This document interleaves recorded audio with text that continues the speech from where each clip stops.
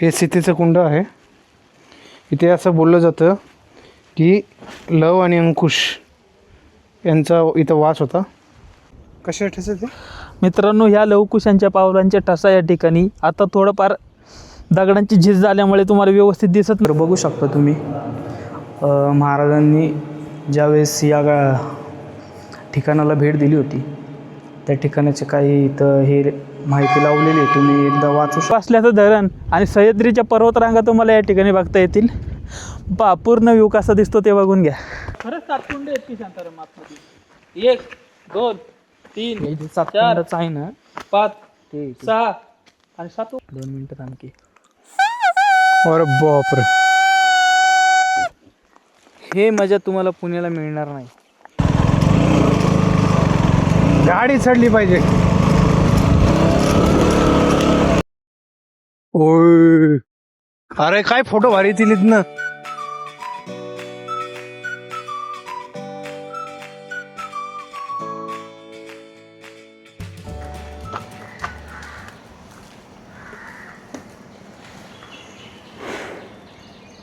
नमस्कार मित्रांनो, माझं नाव आहे विवेक चुकणे. तुम्ही बघता विवेक अनफिल्टर ब्लॉग 2.0.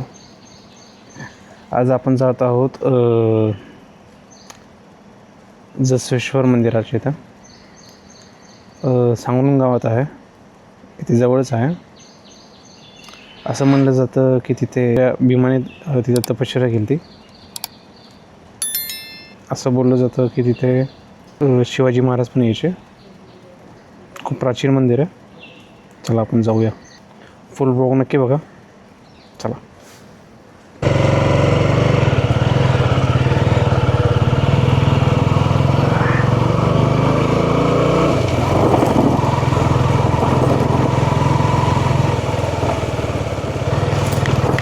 तर आपण निघालो आहोत मित्रांनो.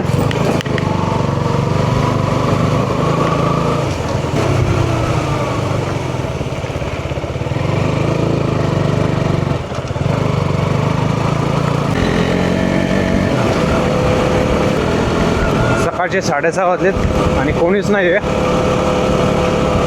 आणि कोणीच नाही रस्त्यावर.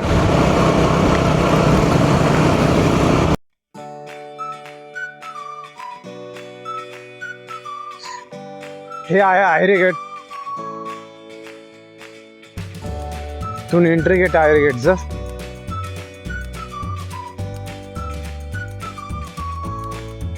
आतमध्ये इंडियात जायला एक रस्ता आहे. इथे अशा 2-3 रस्ते आहेत इंडियात जायला.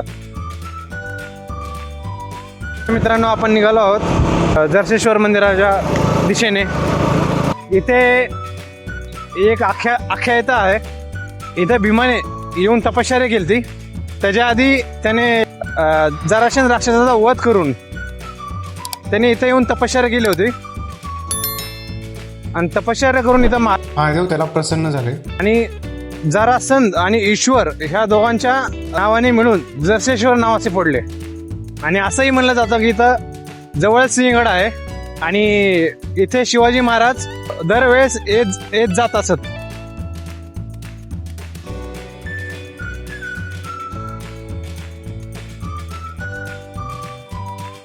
हा, त्या मंदिराच्या शेजारी 2 कुंड आहेत. एका कुंडाचं नाव आहे सीता कुंड.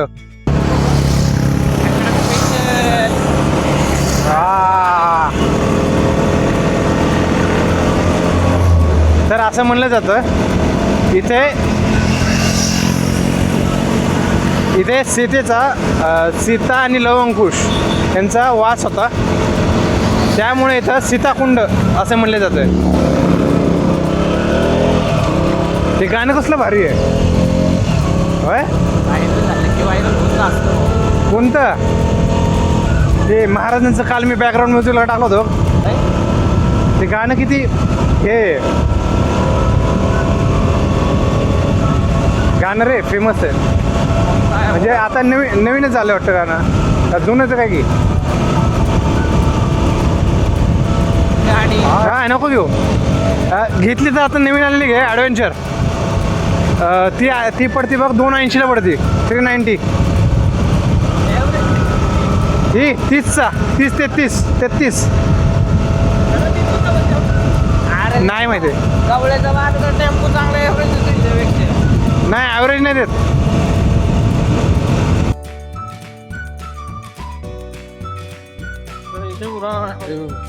स्पीड ब्रेक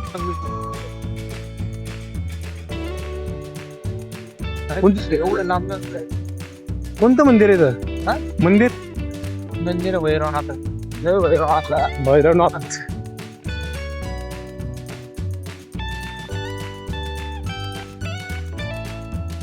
जे भाऊ सज्ज पुढच्या बघते जरा बघा मित्रांनो रस्ता किती छान आहे. सांगा मित्रांनो.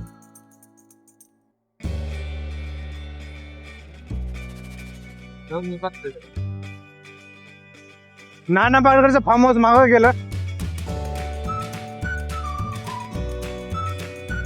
थोडं आरोग्य इकडे हा. जायचं वरती. तर मित्रांनो हे आहे खालचं. इथून राईट टर्नला मारायचं.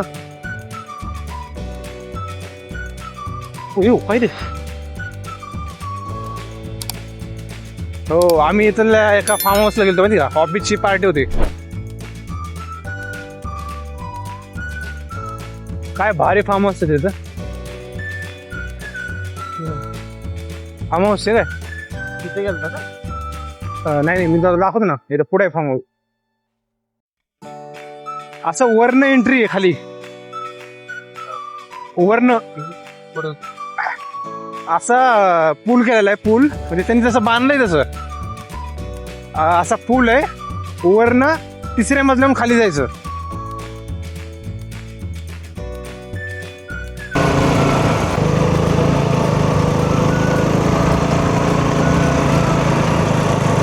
काय चढ आहे.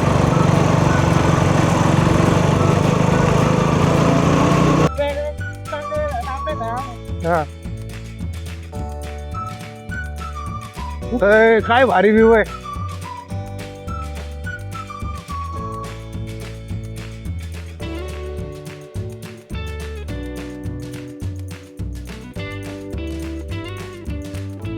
ओय अरे काय फोटो भारी येतील इथनं. ए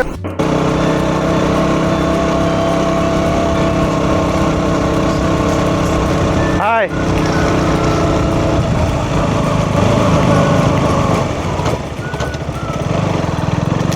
रोड चालू झाला. ए कुठं जायचंय.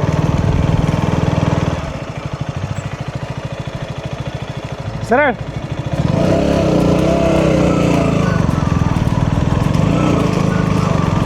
गाडी चढली पाहिजे. कुठं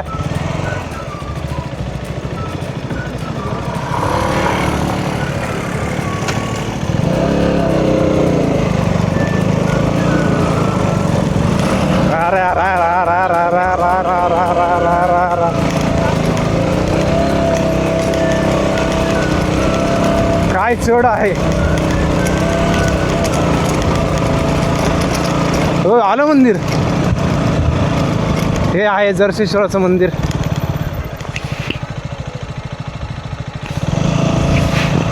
ओमकार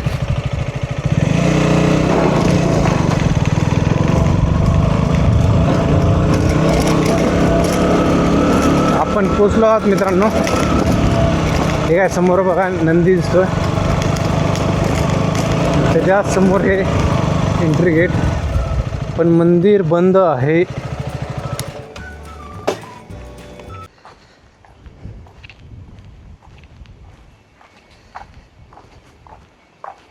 उघडं आहे मंदिर.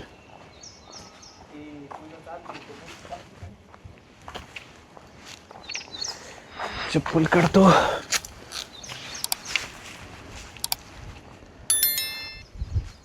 काय घाली काय तिथं. शेतीची नाणी म्हणते तिथे. कशाची. शेतीची नाणी.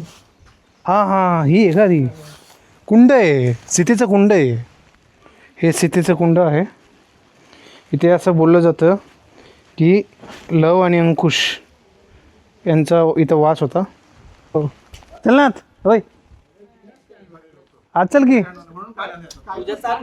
पूजा चालू नाही तर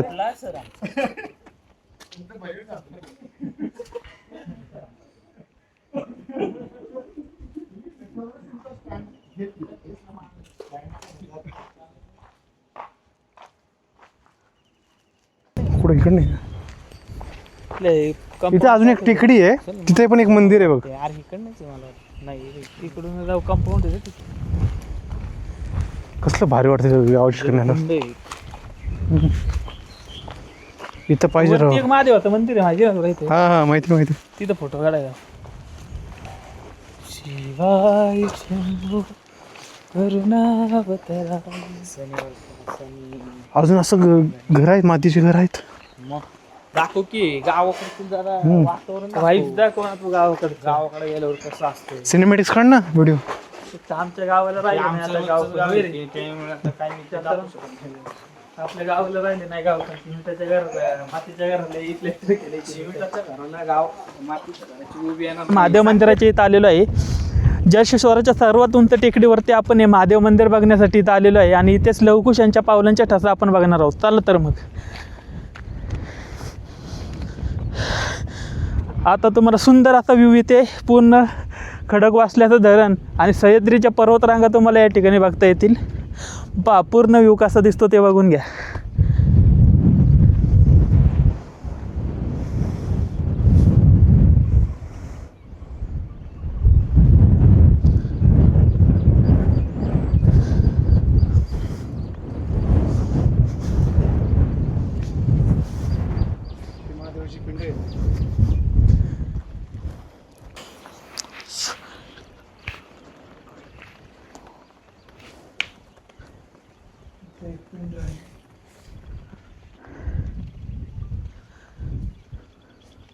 कसा व्ह्यू आहे मित्रांनो.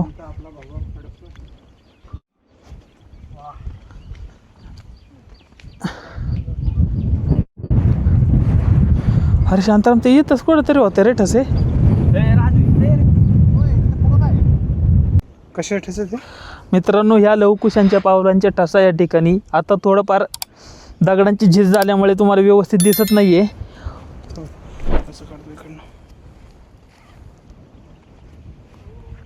या इथं ऐतिहासिक पाऊलखुणा या इथे आपल्याला आढळतात.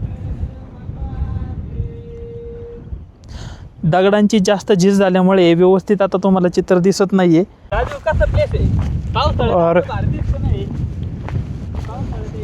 पावसाळ्यात टोटोला घेऊन आलो होते आम्ही पावसाळ्यात. अरे गाव नेत होतो त्या एका गाडी नव्हती रे. हे करवंदाचं झाड आहे. पिकलेलं देतो तुला हे बघ. कुठे पिकलेलं करवंद. वाव करवंद. हे दाखवतो का राजू. ही माझ्या फक्त गावालाच मिळू शकते. मित्रांनो आपण याच्यापासून एक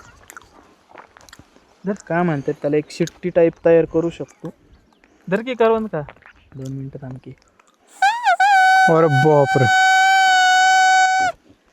हे मजा तुम्हाला पुण्याला मिळणार नाही. ही गावाकडचं त्या भिंतीचा व्हिडिओ करायचा आहे आपल्याला. कुठल्या रे बोलणार आहे कुठल्या भिंत. तुमच्या घराला तुम्ही कितीही किमतीचा ऑइल पेंट मारा पण त्याला गावच्या मातीचा सुगंध येणार. मातीच्या घरात ते मातीचं घर व्हेंटिलेशन ते नाही घरात होत. मला हे करायचंय त्याला त्या मातीचा सुगंध येणार नाही.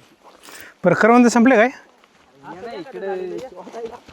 तुला दिसतंय का त्या मी पहिल्यांदा पाहिलं करवंदाचं झाड. तोडायला झालं बाळा. ह्याला डोंगरची महिना असं म्हणतात ना.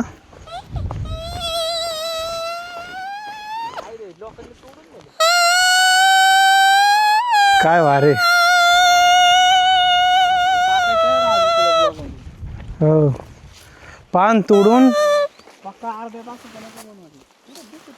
मावळ्या सगळं करवंदच आहेत का. म्हणजे पिरंगुटला म्हण त्या साईडला म्हण. आमच्या मामाच्या गावाला गेला तर चांगले लय दिवसांनी वाजवले. शाळेत असताना जाताना होतं माहिती ना वरच्या शाळेत. तुम्ही कल्टी मारून इकडेच असता ना. अरे हे आमच्या गाव तिकडे आहे. ठेव करवंद करवंद नेले लोकांनी तोडून येऊन येऊन दर का. बोला मित्रांनो करवंद काढणं सोपी नाही हो का. काटा टोचून रक्त आले हातात. जेव्हा अरे हे तर खरंच 7 कुंड आहेत की शांताराम आतमध्ये?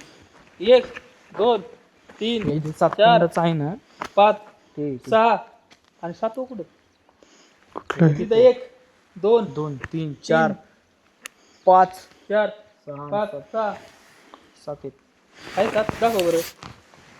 7 कुंड येतात. पण आटलं हे पाणी असायचं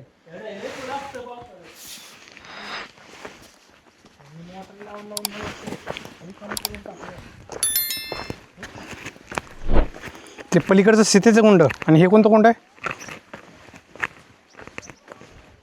हे बघा कुंड आहे. इथं असे 2 प्रकारचे कुंड आहेत. जे आपण ते पहिले बघितले ते सीतेचे कुंड दे ना. झाड किती मस्त आहे. हो, गुरुदेव दत्ता उंबराचं झाड.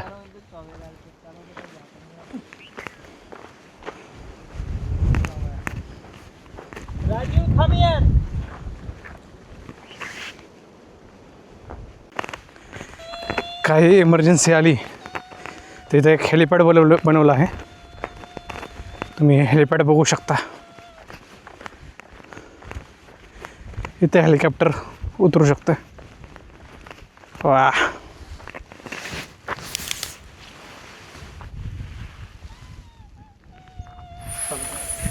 मित्रांनो, आपण आत्ता जर्शीश्वर गावामध्ये हे ऐतिहासिक असं गाव आणि या गावामध्ये अजूनही 1900च्या काळातली मातीची घरं दिसतील तुम्हाला.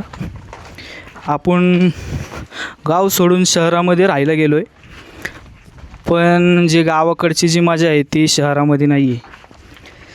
आपण शहरामधल्या घरांना किती करोडोंचा जरी कलर मारला तरी त्याला गावाकडच्या मातीच्या घराचा वास येणार नाही. तुम्ही बघू शकता. आमचा मित्र, नमस्कार मित्रांनो, माझा मित्र आहे विवेक चोपणे. डेली ब्लॉगिंग करतो तो. अशाच नवीन नवीन गोष्टी तुम्हाला दाखवण्याचा प्रयत्न करेल. महाराष्ट्राच्या कानाकोपऱ्यात जाण्याचा त्यांनी निश्चय केलेला आहे की तुम्हाला त्या गोष्टी कळायला पाहिजे. त्या गोष्टी जाणून घेण्यासाठी तुम्ही आत्ताच त्याला फॉलो करा, लाईक करा, सबस्क्राईब करा. धन्यवाद. चला मित्रांनो, आज आपण तर जर्शेश्वर मंदिराचं आतमधनं दर्शन घेऊया. भव्य असं मंदिर आहे इथं.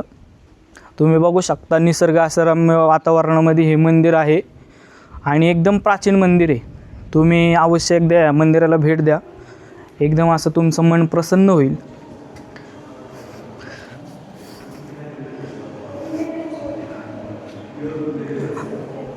तर बघू शकता तुम्ही महाराजांनी ज्यावेळेस या ठिकाणाला भेट दिली होती त्या ठिकाणाचे काही इथं हे माहिती लावलेली आहे. तुम्ही एकदा वाचू शकता.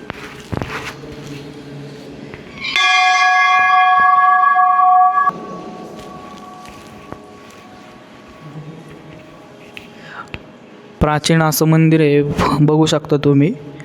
इकडं हनुमानांची मूर्ती आहे. तर त्याच्याच बॅक साईडला गेलं की एक असं आपलं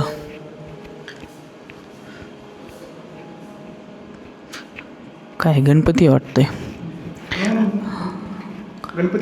गणपती आहे, गणपती. आणि या साईडला बघू शकता तुम्ही असं इथं पण अशी प्राचीन अशी मूर्ती आहे. उत्कृष्ट अशी तुम्ही बघू शकता. एकदा वाचू शकता. दाखवे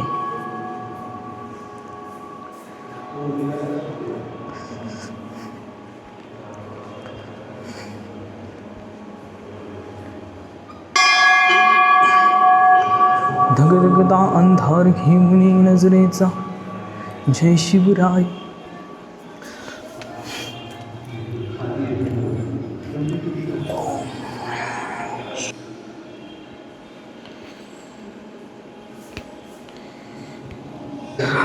तर मित्रांनो, आपण आता मंदिरामध्ये आहे. स्थानिकांच्या मते लोकपरंपरेनुसार छत्रपती शिवाजी महाराज या परिसराचा संबंध होता. त्यांनी या भागाला भेट दिलेली आहे. असं सांगितलं जाते की जरी आपण ठोस ऐतिहासिक नोंद उपलब्ध जरी नसली तरी हा संपूर्ण परिसर मराठा इतिहास, किल्ले, मावळा संस्कृतीला जोडलेला आहे. या मंदिरात प्रसन्न असं वातावरण आहे. मंदिरामध्ये तुम्ही आल्याच्या नंतरून तुम्ही बघाल तर ऐतिहासिक वारसा दर्शवण्यासाठी उत्कृष्ट असे चित्रकला केलेली इकडं. शिवाजी महाराज आले.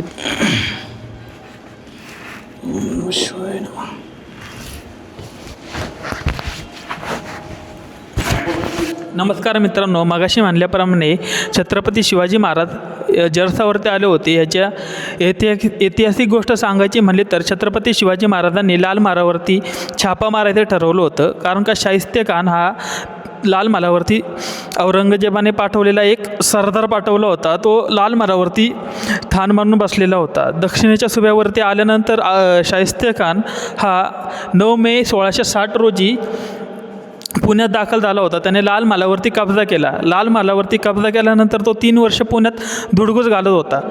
तर छत्रपती शिवाजी महाराज आपले राजगडावरती हे सगळं पाहत होते. पण 3 वर्ष महाराज ही सगळी गोष्ट राजगडावरून बसून पाहत होते की महाराजांच्या लक्षात आलं की शाहिस्ते खान लाल महालाच्या बाहेर पडायला काही तयार नाही. महाराजांनी गुप्तहेरामार्फत लाल महालाची व शाहिस्ते खानाची सगळी माहिती मिळवली.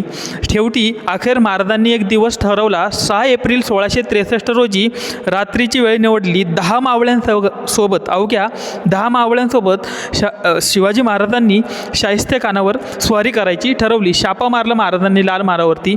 शाहिस्ते खानाचा मुलगा अबू फतेह खान या छाप्यामध्ये ठार झाला व खिडकीतून पळून जात असताना शिवाजी महाराजांच्या तलवारीच्या वाराने शाहिस्ते खानाची 3 बोटे तुटली. छापा मारून झाल्यानंतर माघारी परत असताना परतीच्या प्रवासात महाराजांनी एक युक्ती ठरवली. बैलांच्या शिंगाला मशाली पेटून कात्रजच्या मार्गाने ती छापा मारल्यानंतर शाहिस्ते खान अवघा 3 दिवसातच म्हणजे 9 एप्रिल 1663 रोजी पुणे शहर सोडून औरंगाबादला रवाना झाला. महाराजांनी परतीचा मार्ग म्हणून जर्शेश्वरच का निवडलं? कारण का लाल महालाच्या छाप्यानंतर फौज महाराजांचा पाठलाग करणार हे नक्की होतं. त्या फौजेला चकवण्यासाठी महाराजांनी स्वतःहून एक युक्ती सुचवली. कारण का सिंहगडाच्या पायथ्याला जसवंत सिंहाचा वेढा होता. त्यामुळे महाराजांना परतीचा प्रवास करताना सिंहगडाकडे जाणे घातक होते. मग त्या काळी किल्ला नसलेलं एकमेव ठिकाण, उंचीचं ठिकाण म्हणजे जर्शेश्वर होतं. महाराजांनी सिंहगडाचा मार्ग परतीसाठी का निवडला नाही? कारण का सिंहगडावरती जसवंत सिंहाचा वेढा होता. मग महाराजांना त्या काळी सिंहगड सोडून दुसरी जागा राजगडाकडे सुखरूप जाण्यासाठी पाहिजे नव्हती. तर जर्शेश्वराचा हा डोंगर होता. अभेद्य असं सह्याद्रीवर असणारं आहे जर्शेश्वराचं मंदिर. या ठिकाणी महाराजांनी या ठिकाणाहून आपल्याला तोरणा आणि राजगड आणि सिंहगड या तिन्ही किल्ल्यांकडे जाण्यासाठी ऐतिहासिक कादव्याच्या घाटातनं राजे सुखरूपपणे राजगडावरती पोचले. या सगळ्या गोष्टीची माहिती आपल्याला जेदे शिवकालीन करीना या संदर्भ लिखाणात आपल्याला मिळते. कारण का ही जेदे घराण्याचा इतिहास सांगणारी 17व्या शतकातील विश्वसनीय साधन आहे. मुघल सम्राट औरंगजेबाच्या जन्मापासून 24 ऑक्टोबर 1618 ते त्याने जिंजीला वेढा घातला 8 नोव्हेंबर 1697. तसेच कान्होजी जेदे यांचे पुत्र चांदीजी जेदे आणि सर्जेराव बाजी हे जेदे हे दोघेही लाल महालावरील छाप्याच्या वेळी जर्शेश्वरावरती आलेले आहे. जर्शेश्वराला आजही स्थानिक भाषेत जरसा म्हणूनच संबोधले जाते. तर मित्रांनो, आपल्याला ऐतिहासिक गोष्ट आणि जर्शेश्वराचा इतिहास कसा वाटला कमेंट करून नक्की सांगा. तर मित्रांनो, हा होता आजचा व्लॉग. हे आहे जर्शेश्वराचं मंदिर महादेवाचं. तर तुम्हाला व्हिडिओ आवडला असेल तर लाईक करा, कमेंट करा, सबस्क्राईब करा. सबस्क्राईब नक्की करा.